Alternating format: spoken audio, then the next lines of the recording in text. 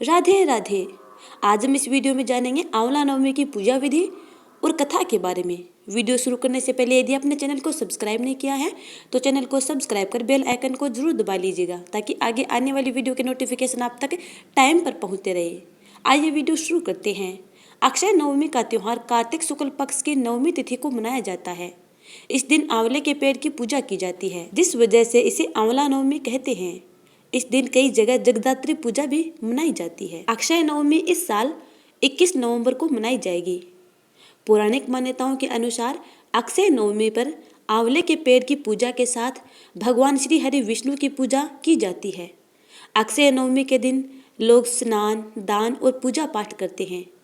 कहते हैं जो कोई भी इस दिन आंवले के पेड़ के नीचे भोजन बनाकर भगवान विष्णु को उसका भोग लगाता है और स्वयं भी वो भोजन प्रसाद के रूप में ग्रहण करता है, उसके सभी पाप नष्ट हो जाते हैं। आंवला नवमी की पूजा के लिए आंवले के पत्ते, फल, तुलसी के पत्ते और पौधा, कलश, जल, कुमकुम, हल्दी, नारियल, सिंदूर, अबीर, गुलाल, चावल, सूत का धागा, धूप, दीप, श्रृंगार का सामान, साड़ी, ब्लाउज, दान के लिए अनाज की आवश्यकता होती है। अक्षय नवमी के दिन सुबह जल्दी उठकर स्नान करें और फिर पूजा करने का संकल्प लें। इसके बाद स्वच्छ मन से आंवले के वृक्ष के नीचे पूर्व दिशा की ओर मुख करके बैठ जाएं। पेड़ के समीप धूप, दीप इत्यादि जलाएं। फिर आंवले के वृक्ष की जड़ों में दूध चढ़ाएं। आंवले के वृक्ष की विधि विधान से पूजा करें और पेड़ के नीचे बैठकर ही अक्षय नवमी की कथा सुनें। इसके बाद पेड़ की 7 बार परिक्रमा करें और कपूर से आरती करें। इसके बाद आंवले के पेड़ के नीचे गरीबों को भोजन कराएं और स्वयं भी वहीं बैठकर भोजन करें। इस दिन ब्राह्मणी औरत को सुहाग का सामान, खाने की चीज और पैसे का दान जरूर करें, क्योंकि ये बेहद शुभ माना जाता है। अक्षय नवमी के दिन नहाने के पानी में आंवले का रस मिलाकर नहाना चाहिए।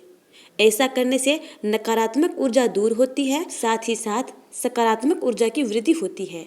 आंवला नवमी का पर्व आंवले से संबंधित होता है। इसी दिन भगवान श्री कृष्ण ने कंस का वध किया था।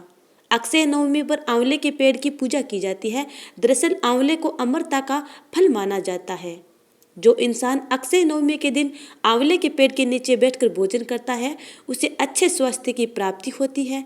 अक्षय नवमी पर भगवान विष्णु की भी पूजा करनी चाहिए। आंवला नवमी का महत्व इस बात से समझा जा सकता है क्योंकि इसी दिन द्वापर युग का प्रारंभ हुआ था, जिसमें स्वयं भगवान श्री कृष्ण ने जन्म लिया था। आंवला नवमी के दिन ही भगवान श्री कृष्ण ने वृंदावन गोकुल की गलियां छोड़कर मथुरा प्रस्थान किया था। इसी दिन भगवान श्री कृष्ण ने अपने बाल लीलाओं का त्याग करके कर्तव्य के पथ पर पहला कदम रखा था। इसी दिन से वृंदावन की परिक्रमा भी प्रारंभ होती है।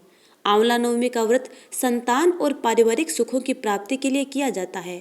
यह व्रत पति पत्नी साथ में रखें तो उन्हें इसका दोगुना फल प्राप्त होता है। आंवला को वेद पुराणों में अत्यंत उपयोगी और पूजनीय माना है। आंवला का संबंध कनक धारा स्तोत्र से भी है। आइए आंवला नवमी की कथा श्रवण पान करते हैं। एक बार जगत गुरु आदि शंकराचार्य भिक्षा मांगने एक कुटिया के सामने रुके। वहां एक बूढ़ी औरत रहती थी जो अत्यंत गरीबी और दयनीय स्थिति में थी। शंकराचार्य की आवाज सुनकर वह बूढ़ी औरत बाहर आई। उसके हाथ में एक सूखा आंवला था। वह बोली, महात्मन, मेरे पास इस सूखे आंवले के सिवाय कुछ नहीं है जो आपको भिक्षा में दे सकूं।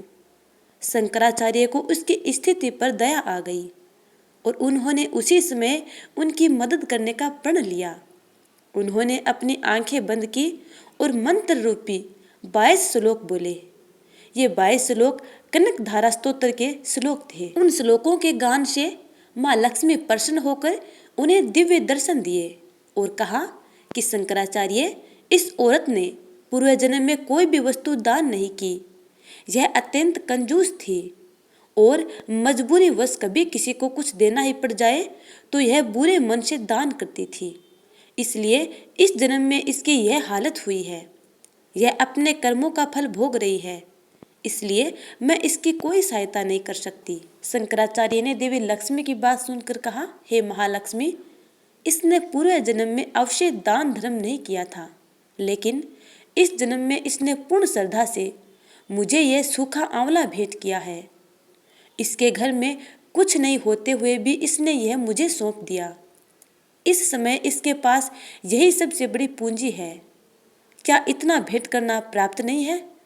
शंकराचार्य की इस बात से देवी लक्ष्मी प्रसन्न हुई और उसी समय उन्होंने गरीब महिला की कुटिया में स्वर्ण के आंवलों की वर्षा कर दी। आंवला नवमी की दूसरी कथा के अनुसार काशी नगर में एक निसंतान धर्मात्मा वैश्य रहा करते थे। उनके जीवन में धन धान्य की कोई कमी नहीं थी, लेकिन फिर भी वह दुखी रहते थे क्योंकि उनकी कोई संतान नहीं थी। एक दिन वैश्य की पत्नी से उनकी एक पड़ोसन ने कहा कि अगर तुम पुत्र रत्न की प्राप्ति चाहती हो तो इसके लिए मेरे पास एक उपाय है। इस उपाय के अनुसार तुम्हें किसी प्राय बालक की बलि भैरव भगवान के नाम से चढ़ानी होगी। लेकिन जब इस बात का वैश्य को पता चला तो उन्होंने इस काम को करने के लिए पूर्णतः मना कर दिया। हालांकि उनकी पत्नी के मन में संतान प्राप्ति की प्रबल इच्छा थी, जिससे वो लालच में पड़ गई और मौके की तलाश में लग गई। एक दिन उसने एक कन्या को कुएं में गिराकर भैरव देवता के नाम पर बलि दे दी। इस पाप के परिणाम स्वरूप वैश्य की पत्नी को पूरे शरीर में कोढ़ हो गया। साथ ही उस लड़की की आत्मा भी उसे सताने लगी। अपनी पत्नी की ऐसी हालत देखकर वैश्य ने उससे पूछा कि आखिर यह सब क्यों हुआ है। तब उसकी पत्नी ने सारी बात बता दी। तब वैश्य ने अपनी पत्नी से कहा, गोवध, ब्राह्मण वध और बाल वध सबसे बड़ा पाप है। इस पाप को करने वाले को इस संसार में कोई भला नहीं कर पाया है। इसलिए तुम गंगा के तट पर जाकर भगवान का भजन करो और सच्चे मन से गंगा में स्नान करो, तभी तुझे इस कष्ट से मुक्ति मिलेगी। वैश्य की पत्नी पश्चाताप करने लगी और रोग मुक्त होने के लिए माँ गंगा की शरण में चली गई। माँ गंगा ने उसे कार्तिक शुक्ल की नवमी तिथि को आंवले के पेड़ की पूजा करने और साथ ही आंवले का सेवन करने के लिए कहा। महिला ने वैसा ही किया। इस पूजन और व्रत के प्रभाव से महिला रोग मुक्त हो गई। इतना ही नहीं, इस व्रत के प्रभाव से कुछ दिन बाद उसे संतान सुख की प्राप्ति भी हुई। एक अन्य कथा के अनुसार दक्षिण में स्थित विष्णु कांची राज्य के राजा जयसेन थे। इनके इकलौते पुत्र का नाम मुकुंद देव था। एक बार जंगल में शिकार खेलने के दौरान राजकुमार मुकुंद देव की नजर व्यापारी कनकाधिप की पुत्री किशोरी पर पड़ी। मुकुंद देव उसे देखते ही मोहित हो गए और उससे विवाह करने की इच्छा प्रकट की। राजकुमार को किशोरी ने बताया कि उसके भाग्य में पति का सुख नहीं है। किशोरी को ज्योतिषी ने कहा है कि विवाह मंडप में बिजली गिरने से उसके वर की तत्काल मृत्यु हो जाएगी। लेकिन मुकुंद देव विवाह के प्रस्ताव पर अडिग रहे। मुकुंद देव ने अपने आराध्य देव सूर्य और किशोरी ने भगवान शंकर की आराधना की। भगवान शंकर ने किशोरी से भी सूर्य की आराधना करने को कहा। भोले शंकर की कहे अनुसार किशोरी गंगा तट पर सूर्य आराधना करने लगी। तभी विलोपी नामक दैत्य किशोरी पर झपटा। यह देख सूर्य देव ने उसे वहीं भस्म कर दिया। किशोरी की आराधना से प्रसन्न होकर सूर्य देव ने किशोरी से कहा कि कार्तिक शुक्ल नवमी को आंवले के वृक्ष के नीचे विवाह मंडप बनाकर मुकुंद देव से विवाह कर लो। भगवान सूर्य के कहे अनुसार दोनों ने आंवले के वृक्ष के नीचे विवाह मंडप बनाया। एकदम से बादल घिर आए और बिजली चमकने लगी। जैसे ही आकाश से बिजली मंडप की ओर गिरने लगी, आंवले के वृक्ष ने उसे वहीं रोक लिया और बिना किसी विघ्न उन दोनों का विवाह हो गया।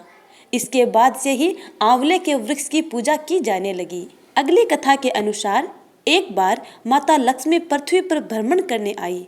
रास्ते में भगवान विष्णु एवं शिव की पूजा एक साथ करने की उनकी इच्छा हुई। ऐसे में माँ लक्ष्मी ने सोचा कि किस तरह भगवान विष्णु और भगवान शिव की पूजा की जा सकती है। तभी उन्हें ख्याल आया कि तुलसी और बेल के गुण एक साथ आंवले में पाया जाता है। तुलसी श्री हरि विष्णु को अत्यंत प्रिय है और बेल भगवान भोलेनाथ को अत्यंत प्रिय है। आंवले के वृक्ष को विष्णु और शिव का प्रतीक चिन्ह मानकर माँ लक्ष्मी ने आंवले के वृक्ष की पूजा संपन्न की। जिस दिन आंवला की पूजा की थी उस दिन कार्तिक की नवमी तिथि थी और उसी दिन से इसे आंवला नवमी कहा गया। माँ लक्ष्मी की पूजा से प्रसन्न होकर श्री हरि विष्णु और शिव प्रकट हुए। लक्ष्मी माता ने आंवले के वृक्ष के नीचे भोजन बनाकर विष्णु और भगवान शिव को भोजन कराया। इसके बाद स्वयं भी भोजन किया। उसी दिन से आंवला वृक्ष के पूजन की यह परंपरा चली आ रही है। अक्षय नवमी के दिन अगर आप आंवले के पेड़ के नीचे बैठकर भोजन बना और खा नहीं सकते तो इस दिन आंवले का सेवन तो जरूर करें। अब सुनते हैं गणपति बप्पा की कथा। एक बुढ़िया माई थी। वह बहुत ही गरीब और दृष्टिहीन थी। उसके एक बेटा और बहू थे। वह बुढ़िया माई सदैव भगवान श्री गणेश की पूजा किया करती थी। एक दिन भगवान श्री गणेश प्रकट हुए और बुढ़िया माई से बोले, बुढ़िया माँ, मैं तुझसे अत्यंत प्रसन्न हूँ, तू जो चाहे सो मांग ले। तब बुढ़िया माई बोली कि मुझसे तो मांगना नहीं आता, क्या और कैसे मांगूं? तब भगवान श्री गणेश बोले कि अपने बेटे और बहू से पूछ लो। बुढ़िया माई अपने बेटे के पास गई और बोली कि बेटा, भगवान श्री गणेश रोज प्रकट होते हैं और मुझसे कहते हैं कि बुढ़िया माई कुछ मांग ले, तो क्या मांगूं? तब बेटे ने कहा, माँ धन मांग ले। फिर बुढ़िया माई अपनी बहू के पास गई। बहू से पूछा। बहू ने कहा, माँ जी पोते और नाती मांग लो। बुढ़िया माई ने सोचा कि ये दोनों तो अपने मतलब की मांग रहे हैं, अब मुझे पड़ोसिनों से पूछना चाहिए। तब वह अपनी पड़ोसिनों के पास जाकर बोली कि श्री गणेश जी मुझे रोज ऐसा कहते हैं, तो क्या मांगूं? तब पड़ोसी ने बोली कि बुढ़िया माई, तू तो कुछ दिन जिएगी, तू क्यों नाती पोते मांगे और क्यों धन मांगे? तू तो अपने आंखों की रोशनी मांग ले।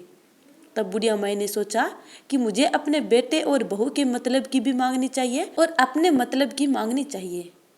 तब दूसरे दिन भगवान श्री गणेश के पास जाकर बुढ़िया माई बोली, हे गणपति बप्पा, यदि आप मुझ पर प्रसन्न हैं तो मुझे 9 करोड़ का महल दे, 84 खंबे दे, सोने के कटोरे में दूध पीते हुए नाती पोते दे, घर में सुख शांति दे, आंखों की रोशनी दे, अमर सुहाग दे और अंत में मोक्ष दे। तब श्री गणेश बोले, बुढ़िया माई, तूने तो मुझे ठग लिया, लेकिन तूने जो मांगा है ठीक वैसा ही मिलेगा। यह कहकर भगवान श्री गणेश अंतर्धान हो गए। फिर बुढ़िया माई ने जाकर देखा तो जैसा बुढ़िया माई ने मांगा था बिल्कुल वैसा ही उसे प्राप्त हुआ।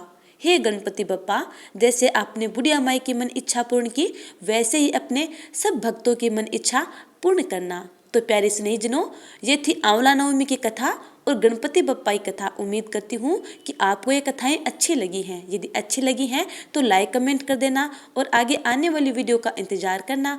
तब तक के लिए जय जय श्री राधे।